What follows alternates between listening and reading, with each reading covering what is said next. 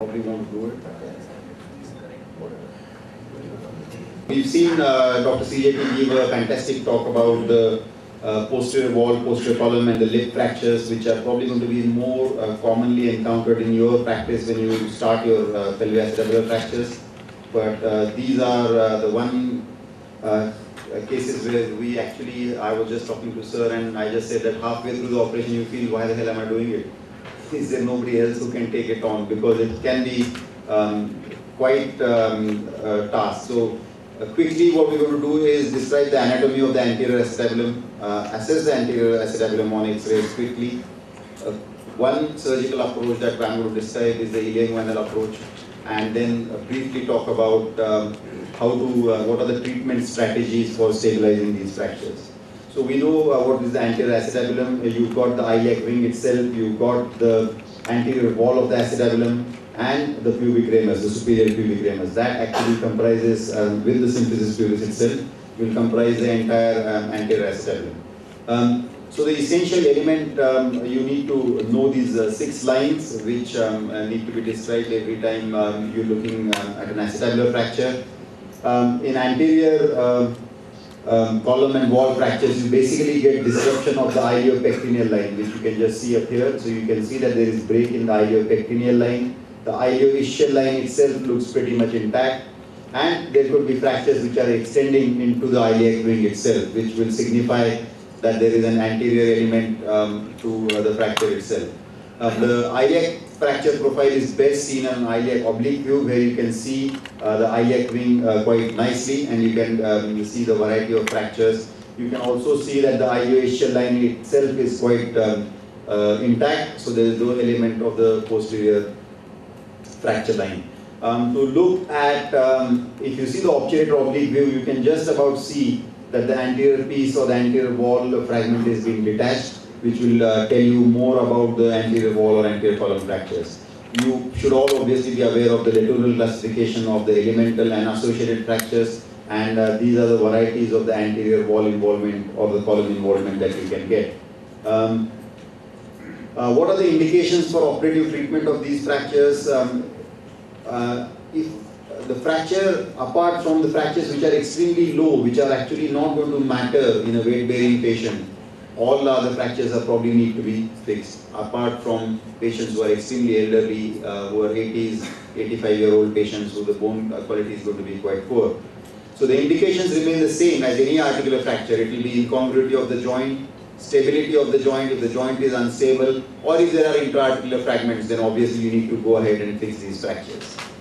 So what are the decision-making things that I need to consider? If there is a dislocation, you need to reduce that dislocation. After that, if in a young patient who's got a good, healthy bone stock, you need to go ahead and consider ORI. If the patient is a frail patient, elderly patient with a low velocity of injury, he's developed an anterior acetabular fracture, then you might have to consider either an acute total hip replacement or a total hip replacement in the future by treating that fracture maybe with skeletal traction for the time being. So the surgical approaches available to us are ilioinguinal approach, iliofemoral approach, or the modified stopper approach. I'm not going to go into details of, or actually not going to mention the other 2 approaches at all. I'm going to stick to ilioinguinal approach, which was initially described by the legendary surgeon Letournel. He had initial problems with infection with this approach, and he modified his incision a little bit by taking the incision a little bit proximally where the symphysis pubis is, starting prophylactic antibiotics and start using drains. So basically this approach creates 3 working windows, which you need to understand what these 3 windows are, the boundaries of these 3 windows, and that probably will be helpful for some people who are still not done their exams. So the patient position is usually supine. I try to use it on a radiolucent table. You need to use a support under the sacrum, or you could do it in a floppy lateral position if you want to do both anterior and posterior approaches at the same time. It gives excellent access to anterior and interior aspect of the pelvis. The risk of heterotopic ossification is much lesser as compared to the posterior approaches or the extensile approaches. The disadvantages are it is an extra-articular approach, so you cannot see inside the joint. You will not be able to see inside the joint. It does not give access to the posterior wall or posterior column fracture involvement.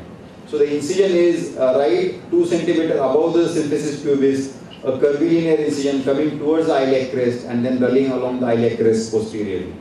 You go through the skin, the subcutaneous tissue, and the first window, as Dr. Thakkar has mentioned in his fixation, is an incision which is similar to taking a bone graft from the iliac crest. But instead of going on the outside cortex of the iliac crest, you remain on the inside aspect of the pelvis. So you reflect all the muscles subperiosteally from the inside of the pelvis, and you will encounter a nutrient vessel as you go down towards the pelvic brim. You need to have some bone wax ready so that you can pack it onto the nutrient vessel, because otherwise it can keep on oozing quite significantly. The second thing you do is, after you develop your first window, this is the iliac wing, this is medial, this is lateral. So you subperiosteally elevated the iliac musculature from inside of the pelvis. Then you have to release what is known as the conjoint tendon, where you need to understand your anatomy from the general surgery days. You need to release the external oblique muscle first, and after that you encounter a structure which is known as a conjoint tendon. So you need to release that conjoint tendon of internal oblique and the transversus abdominis from the inguinal ligament, leaving a little bit of cuff of tissue so that you can repair it at the end of your dissection. The majority of the clockwork or the important vessels and nerves are there right in front of you. So what you try and develop is, there is a fascia which is attached to the inguinal ligament and goes down to the pelvic brim. So this section is like taken, it's a coronal section. And this fascia is called as the iliopectineal fascia. This is lateral, this is medial. So that iliopectineal fascia separates the lacuna muscularum, which is the iliopsoas muscle, and the femoral nerve, with the lacuna vascularum, which is the vessels onto the medial side. So the femoral artery and vein is on the medial side. And it is a vertical partition between the lateral structures and the medial structures. So you need to isolate it, make some blunt dissection on either side of the fascia, and you need to divide this fascia from superior to inferior right up to the pubic tubercle. Only then you will be able to get an access to the superior pubic ramus. Approaching an anterior acetabulum is like doing a MIPO approach. So you make an incision, maybe like you do it in tibia, you do an incision along the medial malleolus, and then you make an incision in the mid shaft and slide a plate. Similarly here, you have to create the first window. The second window is between iliopsoas muscle and the femoral vein, femoral nerve, and the vessels in the midline. So this is the iliopectineal fascia, which is the picture taken from the top. On one side you got the vessels, on the other side you got the iliopsoas muscle and the nerve with you.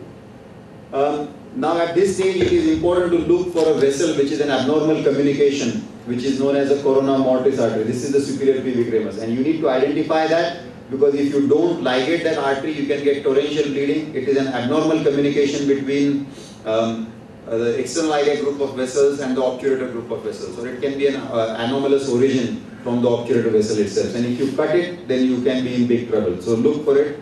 So there are 3 windows. So let me quickly explain what the 3 windows are. First, or the lateral window, is iliac wing is here.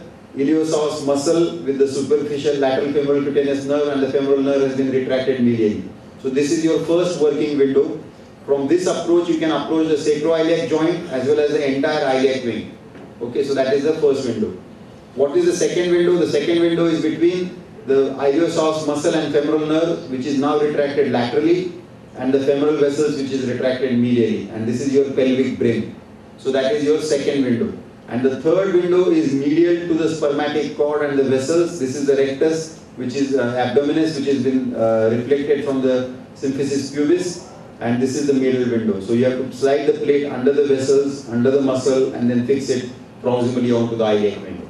So it is a difficult dissection for this approach. I don't personally isolate the spermatic cord and the structures. So I do the first 2 windows as has been shown here. So I do this window, I don't dissect here. I extend my incision medially and make a central midline incision like a Phanestoid incision, where you develop a plane between your recti and reflect the bladder, and you can directly land onto the superior pubic ramus. And that, I feel, is a much safer approach in my hand.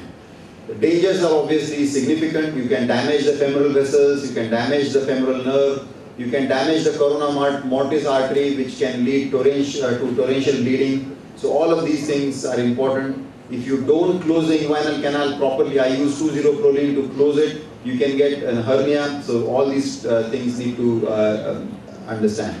So in conclusion, for the approach, I think ilioinguinal approach in my hands remains the workhorse for treating anterior column and wall fractures. It gives me good exposure, least number of complications, but you cannot actually look inside the joint itself. So how do we deal with an anterior wall fracture? So ilioinguinal approach, you need to look at the window 2, which is between the vessels and the nerve. You need to distract the femoral head, so either can have a good person, a good young resident actually pull him onto the leg, and fixation with the pelvic brim plate. So this is an anterior wall fracture. You can reduce it through the second window. You can use lag screws which are parallel to the joint, so you need to have some 3D understanding of the anatomy to fix these fragments. And then you can use a long plate which is fixed to the pelvic brim onto the ilium and then onto the symphysis pubis to the medial side. For anterior column fractures, the first thing you need to do is actually reduce the iliac wing. This is one fracture, anterior column fracture, where you don't start reconstructing the joint because you can't see the joint. So you have to start from the periphery, fix the peripheral element first. So fix this maybe with a lag screw like this. You can have a couple of lag screws or a small 4-hole plate to fix the iliac wing fracture, and then rest of the fixation can carry on with a brim plate. Associated anterior column and posterior hemitransverse fracture, where you get anterior column fracture with the posterior hemitransverse, you can approach through the anterior side, fix the with the pelvic brim plate, and then you can use a lag screw to fix the posterior column fracture itself. These are a variety of techniques of application of clamps, which I think is a little bit too much to go into details for. So I'm going to skip them, how we actually go into technicalities of fixation. So today we will, in the workshop as well, concentrate only on the posterior wall and posterior column fracture. We're not going to go into too much of details of anterior wall and column fractures. So the post-operative protocol is obviously give prophylactic antibiotics for 48 hours, CPM for the hip and knee joint. I get an APA X-ray of the acetabulum, post-operatively check for congruency. Very rarely we do get CT scans.